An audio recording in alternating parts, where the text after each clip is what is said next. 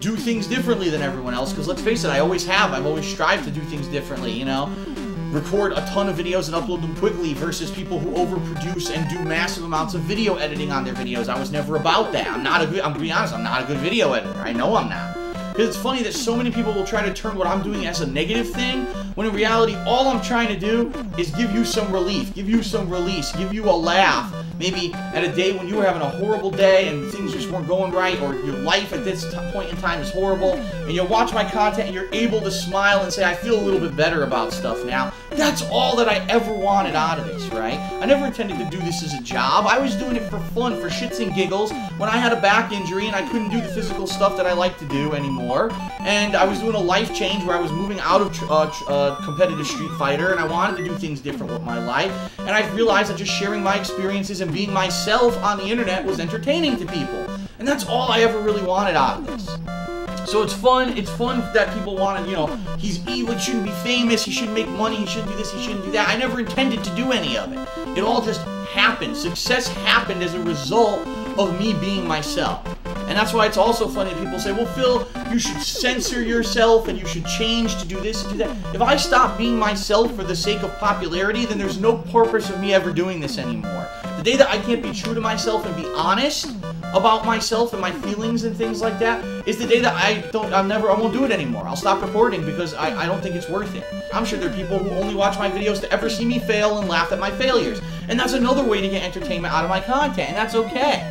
If you're going to be a douchebag and be a complete asshole and disrespect people, those are the kind of people that you don't associate yourself with. And I hate to say it, there's a lot of people who to this day are still very popular names in the fighting game community who are like that. People who you would beat them in a tournament and they would say it was a fucking fluke, fuck you, you're not good, you got lucky. You're like, come on, man, you gotta be respectful, and you know, how could you be like that? And there are people who are still like that.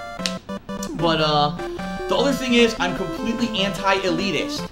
So I don't believe that any particular person, alright, at any event should be treated any differently than anybody else. I don't. The other day, people were arguing with me on Twitter about why aren't I at EVO? Because I don't want to fucking be there. I don't want to be associated with that group of people. I don't want to be involved in that atmosphere. I've been there, done that, and I don't like it. I think that it's just not a nice place to be. It's actually a kind of a very nasty atmosphere. There's people who undoubtedly, if I were to even show up at EVO, would try to start shit with me just because, oh, look, that's DSP, and if we start shit with him, maybe we'll get our name out somewhere, right? Probably people who try to talk shit to me or maybe even fight me because they're assholes. And, you know, that's the kind of shit that you have to face when you join a competitive community like that. And I put up with it for a long-ass time, and I just want no part to be with it anymore. So I wouldn't want to be on any fucking team. I want no part of it. If anything, I'll play, you know, do things my own way. If I'm going to show up at EVO one day, I'll show up as myself, I'll play, and that'll be it. I actually already kind of answered this question. Someone asked me if I ever, DarkRay117 says, will I ever go back to EVO now that I'm getting back into Street Fighter? Listen, it's not 100% out of the question that I would ever go back to EVO, but here's what you have to realize. If I were to go back to EVO now, it's insanely different than if I were to go back to EVO years ago before any of this, because now let's face it, I'm known on YouTube, I'm known on Twitch, I'm known over the internet. There's different people who have different opinions of me, right?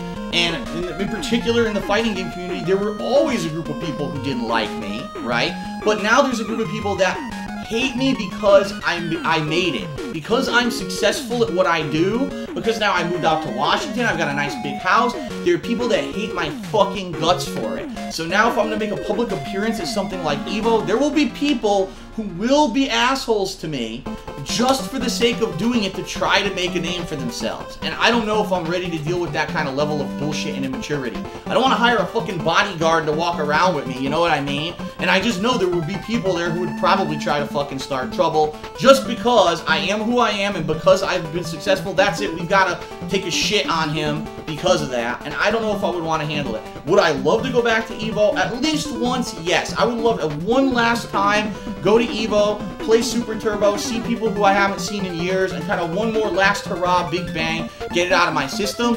But I don't know if I ever will simply because of that reason. It's probably not worth the bullshit. Next question is from Gaming...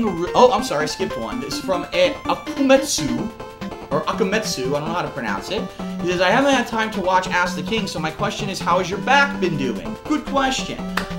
Here's the bottom line. When I first was about to move my back was feeling great. My back hadn't hurt in months. I was able to walk and stand without any shooting pain or any problems with my back. When we did the move about a month ago, I hurt my back. I knew I would. During the packing and moving process, my back got sore as hell. I was getting shooting pain again, but I'm happy to report that now that for the most part, we're done with the heavy lifting. Any unpacking that we're doing really is minor. It's not a lot of major stuff, and we've got most of the things we needed to buy and move into the house. It's in position. My back is starting to feel a lot better, and I'm really thinking that once I get my nice love seat for in here with a nice supportive, back and everything for when I'm gaming, and the more that I relax, and now every night, rather than sleeping on that inflatable mattress, we have a real bed. We're down on our couch downstairs. My back is slowly but surely feeling better and better and better. So the good news is my back is feeling pretty good right now.